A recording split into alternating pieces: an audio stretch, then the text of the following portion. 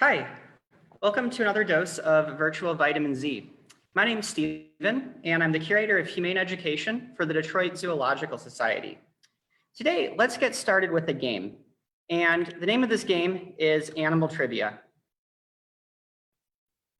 And the way it works is I'm going to read 5 statements, and you should decide if those statements are true or if they're false. And feel free to add your answers in the comment section. So the first statement is a camel's hump holds water. Is that true or is that false? The second statement is that wolf packs are always led by a dominant alpha wolf. True or false? Third statement, pigs are very dirty. Is that true or false? Fourth statement, if a baby bird is touched, their parents will reject them. Is that true or is that false? And then finally, statement number 5, if a dog is wagging their tail, they're happy. True or false? I'll give you another few seconds to write in your answers before I reveal the correct answers. So the correct answers are that all of these statements are false, but they're also all common misconceptions about animals. And so the topic for today is animal misconceptions and then how we can avoid them. And the terms we're going to be using are these 4. First of all, a misconception is a piece of information that is either incorrect or incomplete, but one that a lot of people still have. And then CRITIC is an acronym that we can use as a tool for critical thinking. It'll help us look at new information and decide whether we should believe it or how much confidence we should have in it.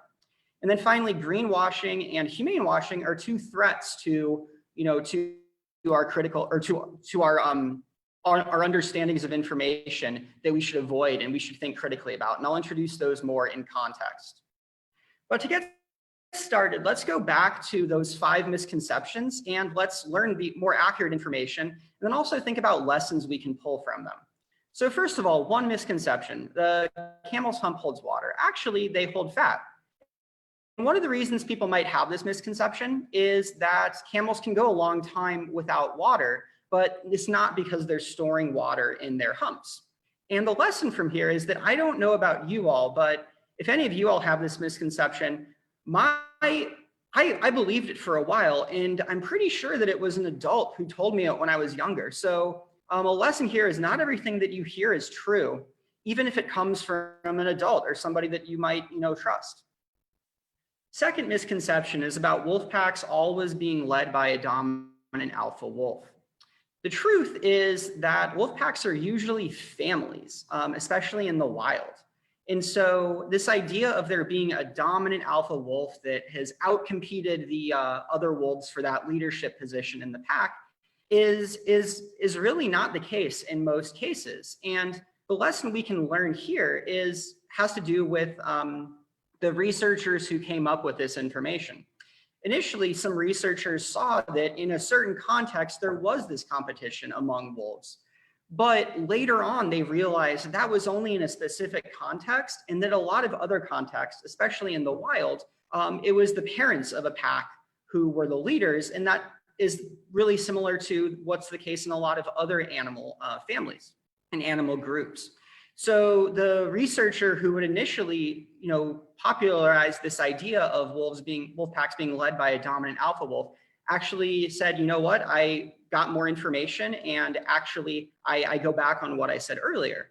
And so the lesson here is it's okay to admit when you're wrong. That's not a sign of weakness, that's a sign of strength. Next up is pigs and the misconception that they're very dirty. They're actually very clean. And one reason people might have this misconception is that they might think of pigs and picture pigs rolling around in mud.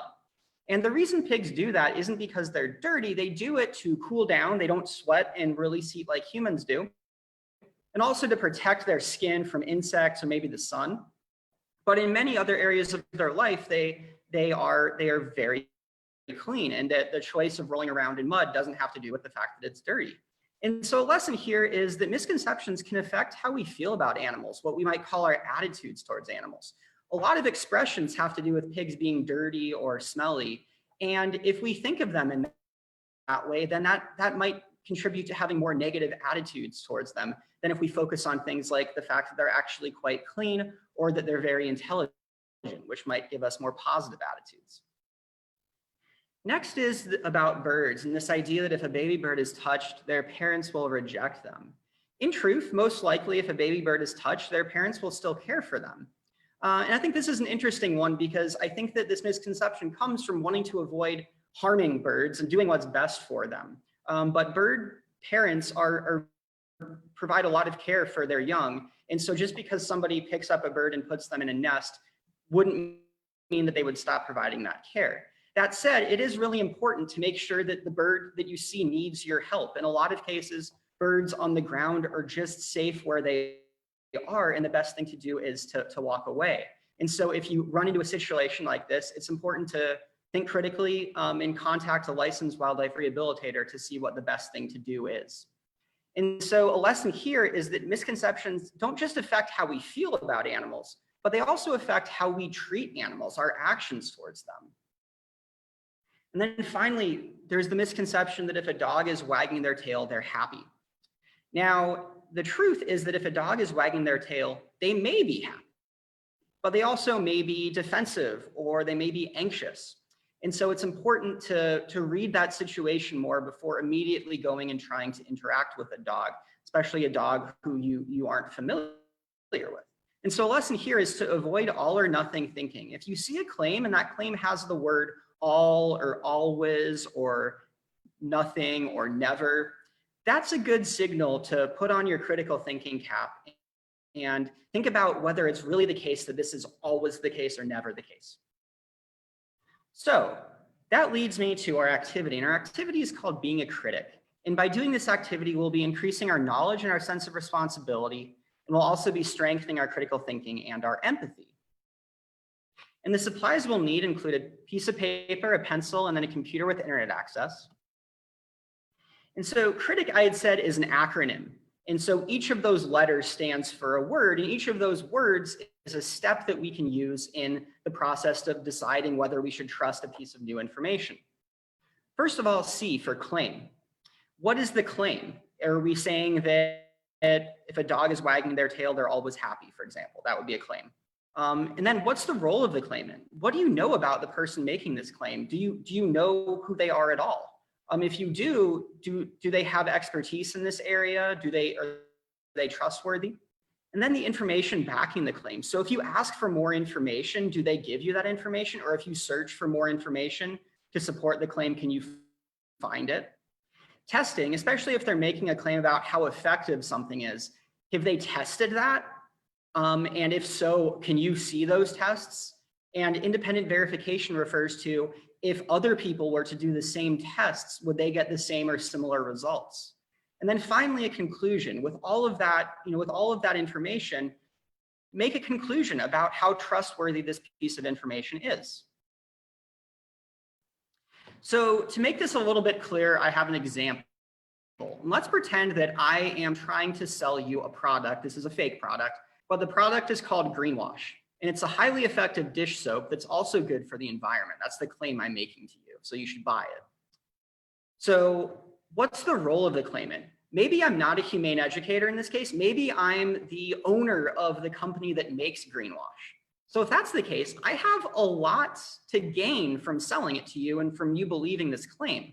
So that's an important thing to consider is, does this person have something to gain from believing the claim? Next up, information backing the claim. Let's say that you ask me for more information about how I know that it's highly effective. And I tell you, oh, there's some studies, I can't find them right now, but I'll get them to you later, just believe me. That's not a good sign.